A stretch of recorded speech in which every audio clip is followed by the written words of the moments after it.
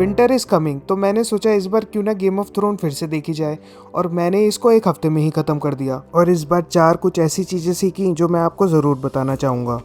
तो चलिए बिना टाइम वेस्ट किए इसको शुरू करते हैं और सीखते हैं कुछ लाइफ के इंपॉर्टेंट लेसन्स जो हमारी ज़िंदगी में हमेशा काम आएंगे और ज़िंदगी को देखने का नज़रिया बदलेंगे।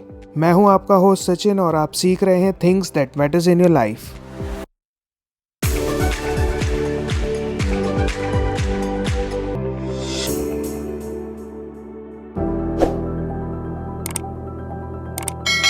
तो दोस्तों, जो फर्स्ट लेसन है वो है लिसन टू अदर्स। पहले दूसरों की सुनो, फिर अपनी बोलो।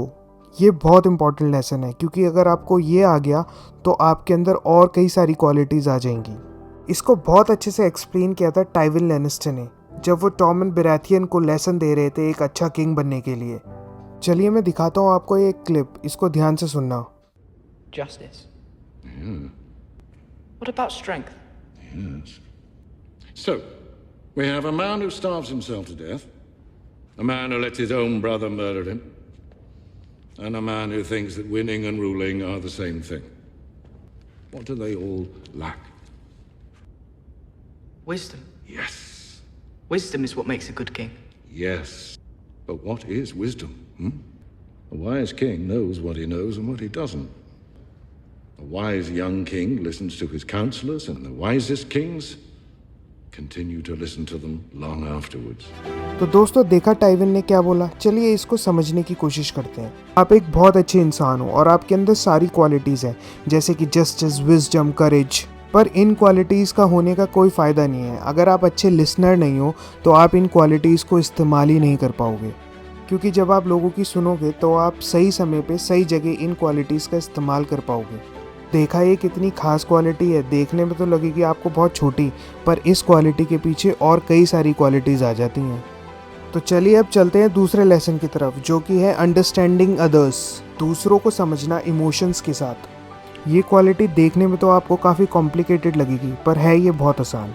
क्योंकि इस क्वालिटी का पहला स्टेप हमारा पहला लेसन ही है, वो है दूसरों को सुनना। क्योंकि जब आप दूसरों को सुनोगे तो आप इमोशनली कनेक्ट कर पाओगे, और फिर आपका धीरे धीरे अंडरस्टैंडिंग लेवल बढ़ेगा, और फिर आप जान पाओगे लोगों के एक्शंस के पीछे रीजंस। और जब कोई गलत एक्शंस ले रहा है तो आप अपनी अंडरस्टैंडिंग के बेसिस पे उनको करेक्ट कर सकते हो। पर इसमें ये डिपेंड करेगा कि आपका और उनका इमोशनल अंडरस्टैंडिंग का कनेक्शन कैसा है। चलिए अब तीसरे लेसन की तरफ चलते हैं। Life is not fair. दुनिया सबके लिए बराबर नहीं है।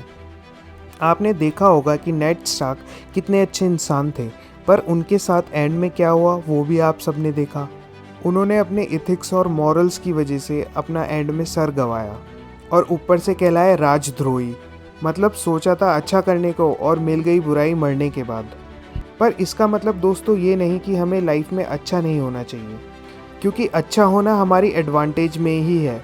और मैं ऐसा इसलिए बोल रहा हूँ क्योंकि लाइफ फेयर नहीं है। चलिए समझते हैं कैसे। अगर आप अपनी लाइफ में गलत काम करेंगे और गलत रास्ते पे चलेंगे, तो आपके साथ गलत होने के चांसेस बहुत ज़्यादा बढ़ जाएंगे। और अगर आप अच्छा काम करेंगे और अच्छे रास्ते पे चलेंगे, तो आपके साथ गलत होने के चांसेस कम हो जाएंगे। पर फ्रेंड्स, दोनों ही केसेस में आपके साथ गलत हो सकता है, पर एक में ज़्यादा चांसेस हैं और दूसरे में कम। तो समझदारी यही है कि आप सही रास्ते पे ही चलो। चलिए अब चौथे लेसन की तरफ चलते हैं। Never forget who you are.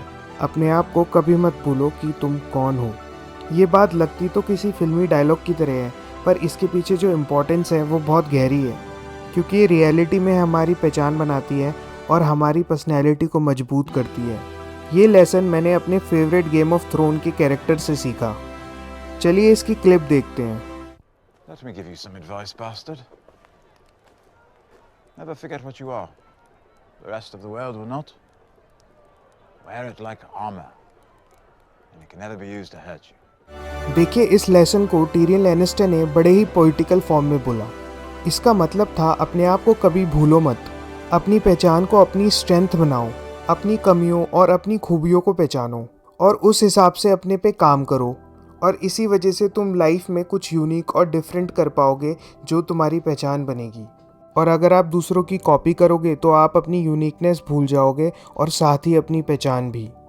तो फ्रेंड्स, है ना ये कितनी काम की बातें जो मैं आपके लिए ढूंढ के लाया इस गेम ऑफ थ्रोन को फिर से देखकर। इसी बात पे मेरे को सब्सक्राइब और ये वीडियो को लाइक करना मत भूलना, जिससे कि मैं आपके लिए और एजुकेटेड और लर्निंग वीडियोस को लाता रहूँगा।